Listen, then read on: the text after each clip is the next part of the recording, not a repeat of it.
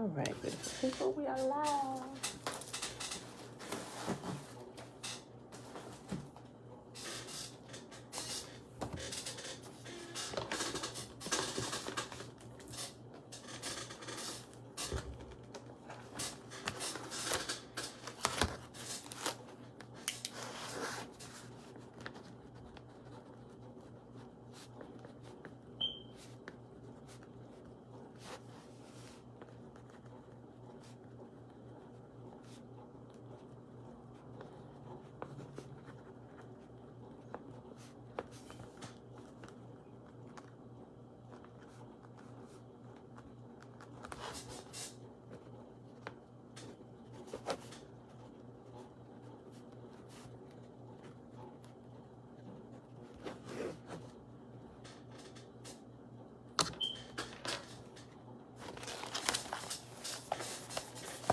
Top of the day, beautiful people.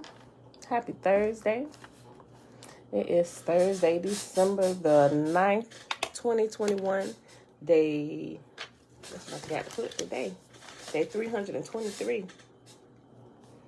of year 3 of reading through the books of the Law and the Prophets and of the 3-year consecutive day count, day 991. Today we are reading Proverbs 16, 17, and 18.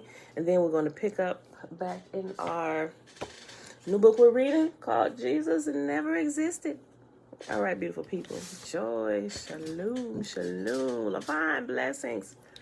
All right, y'all. So let's go ahead and get the Shema chapter read, which is found in Deuteronomy chapter 6. I should pull this up.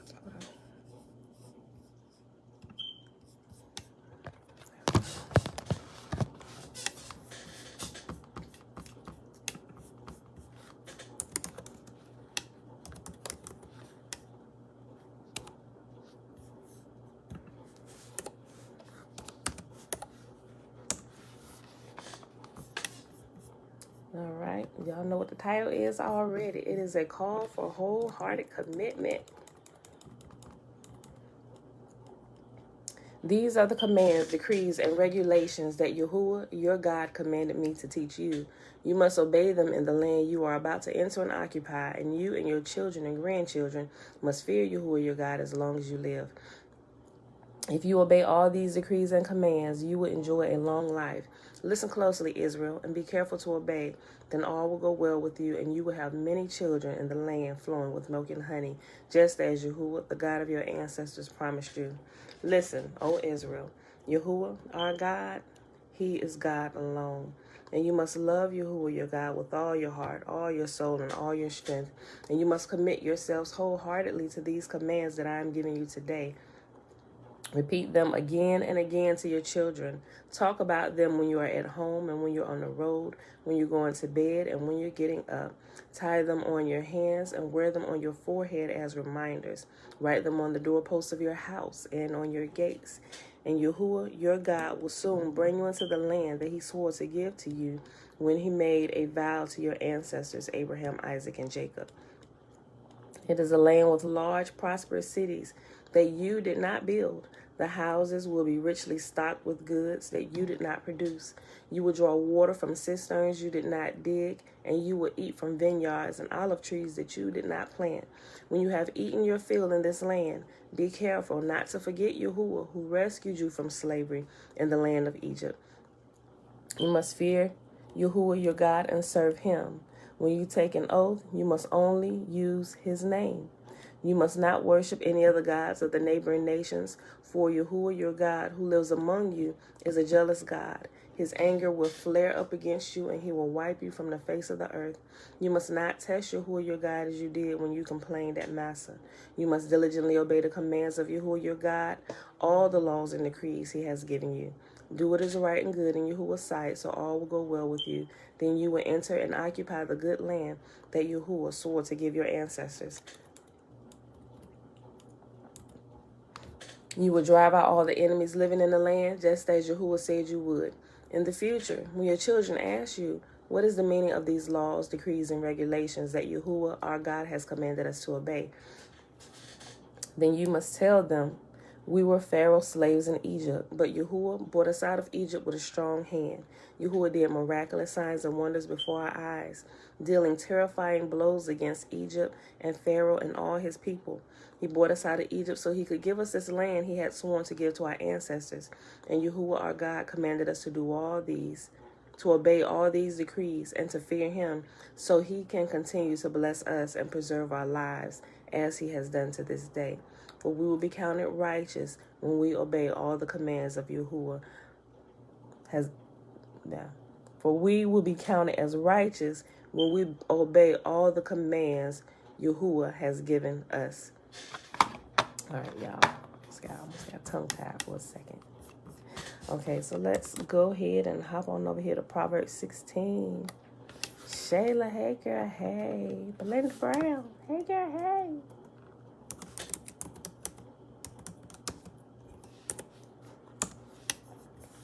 Proverbs chapter 16. We can make our own plans, but Yahuwah gives the right answer. People may be pure in their own eyes, but Yahuwah examines their motives. Commit your actions to Yahuwah, and your plans will succeed. Yahuwah has made everything for his own purpose, even the wicked, for a day of disaster.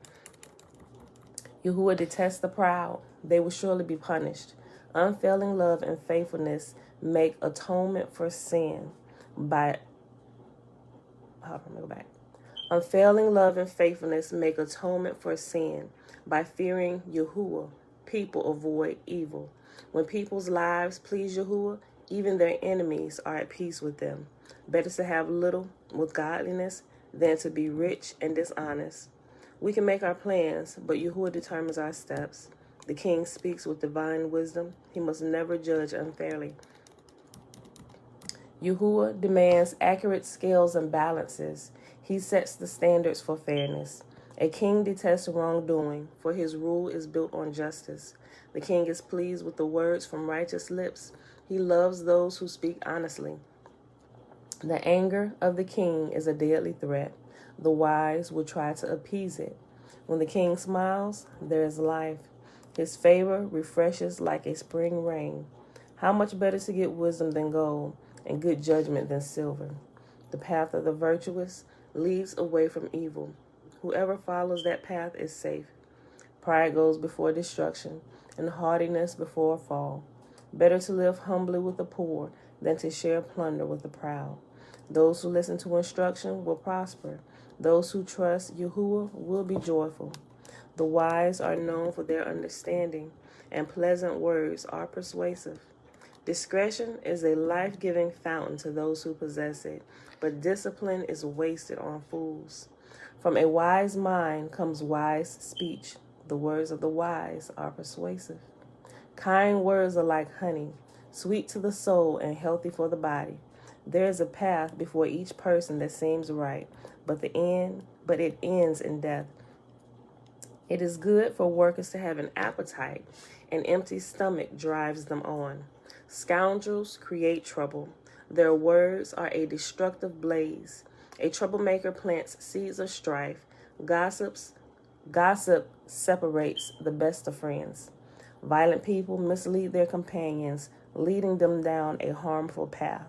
With narrowed eyes, people plot evil. With a smirk, they plan their mischief. Gray hair is a crown of glory.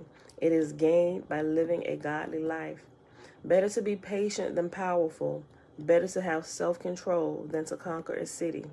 We may throw the dice, but Yahuwah determines how they fall. Like that. Proverbs chapter 17. Better a dry crust eaten in peace than a house filled with feasting and conflict. A wise servant will rule over the master's disgraceful son, and he will share the inheritance of the master's children. Fire tests the purity of silver and gold, but Yahuwah tests the heart. Wrongdoers eagerly listen to gossip.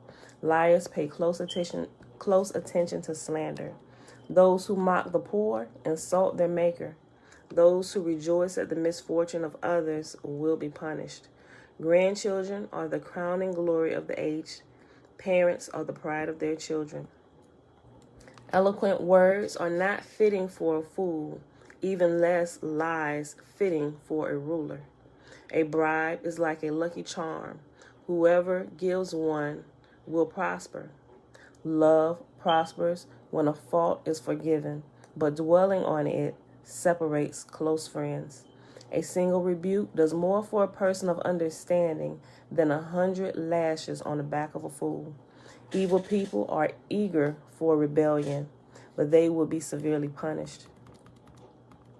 It is safer to meet a bear robbed of her cubs than to confront a fool caught in foolishness. If you repay good with evil, evil will never leave your house. Starting a quarrel is like opening a floodgate, so stop before a dispute breaks out. Acquitting the guilty and condemning the innocent, both are detestable to Yahuwah. Maybe our justice system need to read this, right? They still wouldn't care. Let me not say that. It's changing. Acquitting the guilty and condemning the innocent, both are detestable to Yahuwah.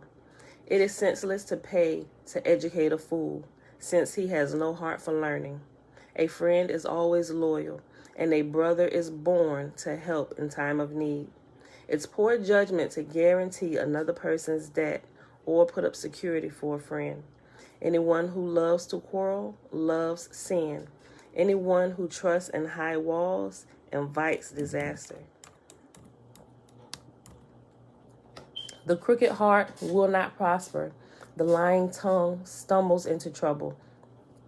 It is painful to be the parent of a fool. There is no joy for the father of a rebel.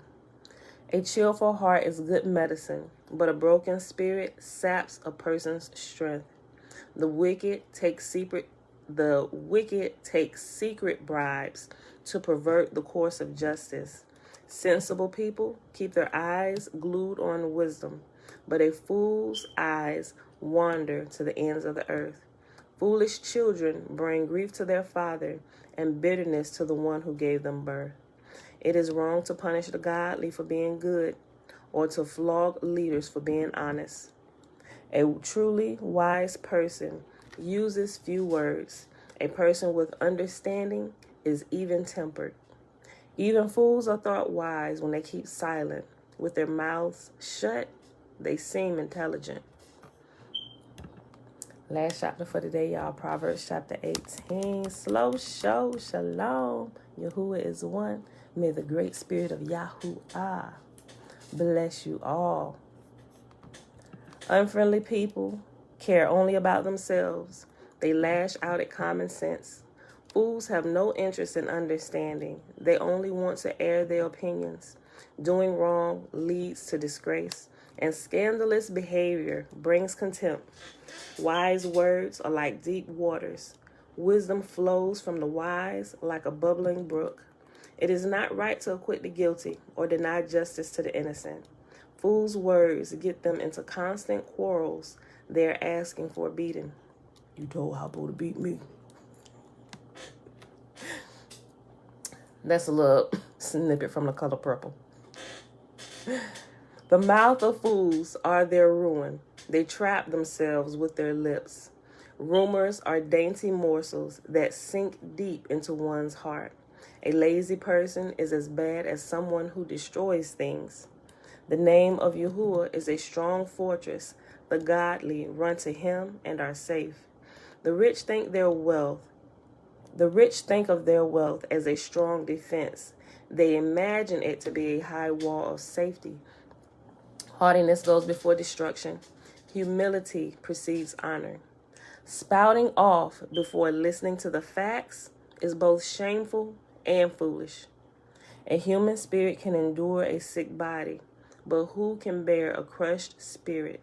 Intelligent people are always ready to learn. Their ears are open for knowledge. Giving a gift can open doors.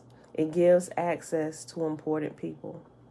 The first to speak in court sounds right until the cross-examination begins. Flipping a coin can end arguments. It settles disputes between powerful opponents.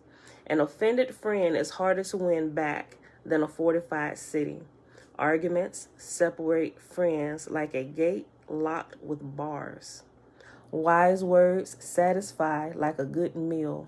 Right words bring satisfaction. The tongue can bring death or life. Those who love to talk will reap the consequences. A man who finds a wife finds a treasure, and he receives favor from Yahuwah. The poor plead for mercy. The rich answer with insults. There are friends who destroy each other, but a real friend sticks closer than a brother. And that, my beautiful people, was the 3 chapters for today. Proverbs 16, 17, and 18. I hope you enjoyed it. I love the book of Proverbs. Kurt, shalom. Okay, beautiful people. Let's hop on over here to chapter 2. Remember, I started reading, then I paused and started talking. That went to the end of the video. Thought it was a good conversation, though, maybe. Okay, so back to 2. Heresy, the man who never was. There is a big difference between a history embroidered with propaganda, such as we find, for example, in Julius Caesar's Gallic Wars, and a fantasy placed into a historical setting. Such an example of that would be Conan Doyle's Sherlock Holmes. The Jesus tale is very much in the latter category. It is a fictional drama in which a stereotypic hero has been intruded into a more or less realistic historical landscape. As we would expect from a fictional creation, there exists not a single contemporary reference to such a character, not a single genuine artifact, nothing to substantiate that he ever walked the earth. The traditional, authorized version of Christian origins is a Big Bang theory. It suggests that one fine day, the only begotten Son of God materialized in a virgin's womb. He grew to manhood, assembled his disciples, imparted his wisdom, died, and rose again. From this, a religion was born. How far should the rational thinker buy into this story? The idea of Jesus convinces many that someone must lie beneath the encrusted legends. Many, of course, reduce the Christian superstar to a dimly perceived good man who perhaps said some wise words, fell afoul of Roman and Jewish authorities, and managed to get himself crucified. The Big Bang Theory now boils down to a little more than Christianity exists. It must have begun somewhere. It began with a single character, and here's my version of who he really was. And favorites include an itinerant philosopher or a religious reformer, a pacifist like Gandhi, or a militant like Che Guevara. Hey, little girl. In fact, Jesus has been reformed 100 times. One thing of which historians and New Testament scholars are well aware is the trajectory by which the Jesus tale developed from an original text. Matthew, Luke, and even the 4th gospel build upon a brief original tale lacking both the nativity and post-death appearances written at an uncertain date by an anonymous author. Church tradition alone identifies this as Mark. Matthew took the story off in one direction, and he packed the text with prophecy. Luke, in contrast, trawled through the works of Josephus, the 1st century Jewish historian, for snippets of historical accuracy. Whatever else, eyewitness testimonies, they are not. And the story was all but unknown until the second half of the 2nd century. Aware of these difficulties, New Testament scholars suggest a number of traditions preceded the gospel tales. And what do these earlier traditions tell us of Jesus? The Essenes anticipated Christianity in a number of respects, as did the Therapeutes of Egypt, held by the Christian historian Eusebius as early Christian monks. Yet they were established well before the Christian era. What then are we to make of the thinly drawn life of Jesus? It certainly appears to owe an extraordinary amount to Jewish scripture, whether drawn from Adam, Moses, Enoch, Melchizedek, Elijah, Elisha, etc., and its vast anticipation of the words and deeds of Jesus. Christian apologists use the word fulfillment to describe this trajectory, but a simple word, copying, explains it just as well. What are we to make of the multitude of parallels to Jesus' Lord to be found in the ancient world mythology? Even the embarrassed church fathers spoke of a diabolical mimicry. It seems that Satan himself clearly understood the true message of the Jewish prophets and was thus able to preempt Christianity with copycat gods centuries before the arrival of Jesus. In fact, we have absolutely no trace or mention of Jesus' exploits anywhere until the Gospels were written, decades after the purported events. Mommy, Yes, babe. I'm hungry. Okay, give me a few minutes. I'll fix you something to eat. Desperate to penetrate this fog, some scholars strive to identify an early layer of teaching said to derive from a historical Jesus. I just want some candy. You want candy. What candy do you see? Soya. That's Josiah's candy. Don't mess with his stuff. You ate all yours. Go close it. Don't start. Bella. Desperate to penetrate this fog, some scholars strive to identify an early layer of teaching said to derive from an historical Jesus. But does a sayings tradition really point to a single author of wise words? The Bible itself provides an answer. We have a sayings collection in the book of Proverbs, which is attributed to Solomon, but it was standard practice in the ancient world to lend authority and prestige to new material by falsely accrediting a prestigious figure from the past. But even more fatal to the claim of a sayings tradition is the patent failure of anyone to record any of the supposed astounding new teachings at the time. If a great multitude through Syria, Galilee, and Judea heard and believed, how odd that no one recorded those sparkling gems of wisdom. The truth is that Christianity grew from neither God nor man, but out of what had gone before. A human Jesus was no more necessary than a human Horus, a human... Mom, yes. don't bring boys at the store. Okay, I remember that too. Them was eating all the stuff. They did. It's a little bit left. You gonna get it? Okay. Get it before they come down here and get it. A human Jesus was no more necessary than was a human Horus, a human Dionysus. I think it's Dionysus. A human Dionysus or a human Mithras. Mom, what put mine in there? Okay, Tootie. Thank you. Can we explain the emergence of Christianity without its superstar? Of course we can. For 2 centuries, the Christian movement languished, and thanks to civil war, it got its big chance. Mommy. It was the ultimate product of ancient religious syncretism. Mom. Yes, baby girl. Everyone keep eating in here. There's a nana. Okay, throw it away, please. Let me finish reading, then we'll have a conversation about what's going on in there, okay? Okay. But it isn't history. It isn't truth. It's more astounding rubbish from the New Testament.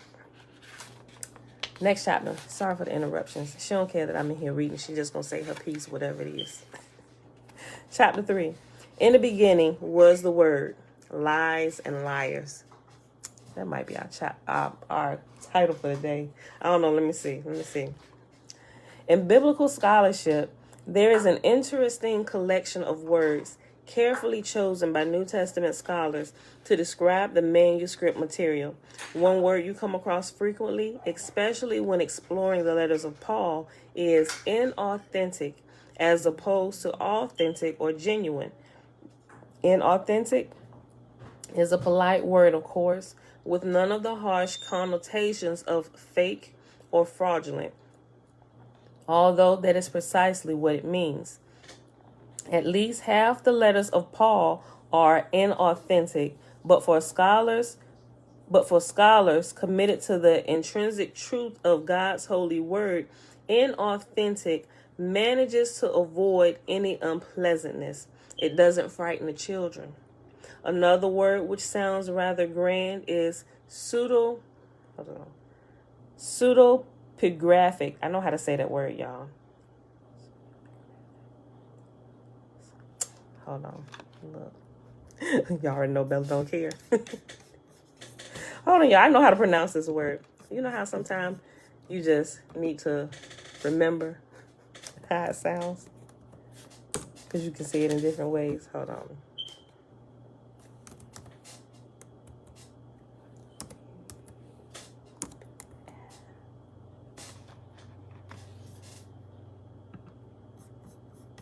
Hold on. Not that one. Graphic.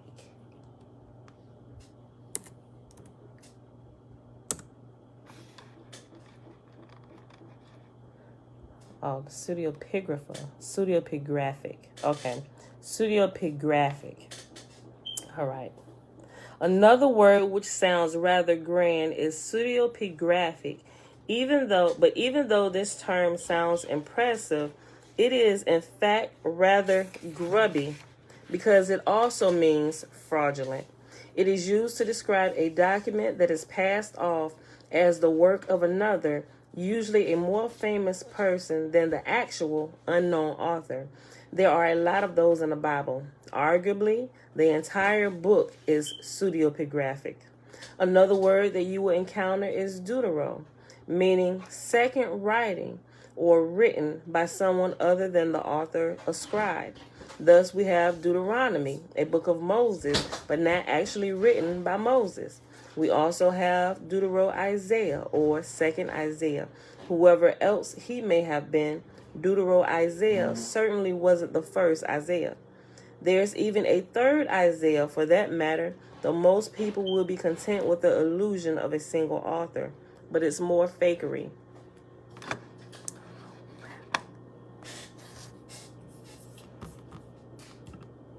Oh, okay.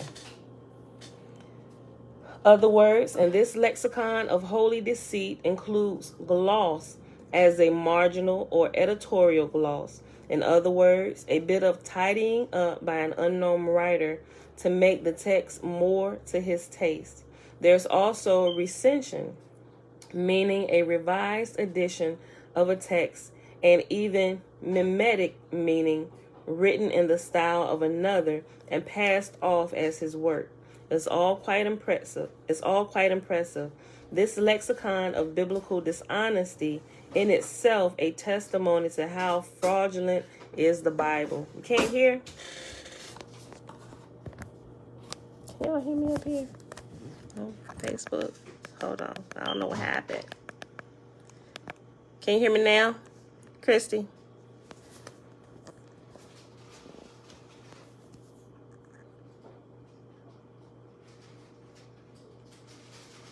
Can you hear me? Hold on. I didn't do anything. Well, I did. I wonder if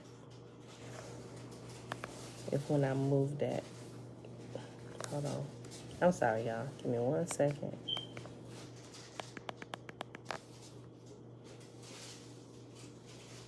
Let me do this.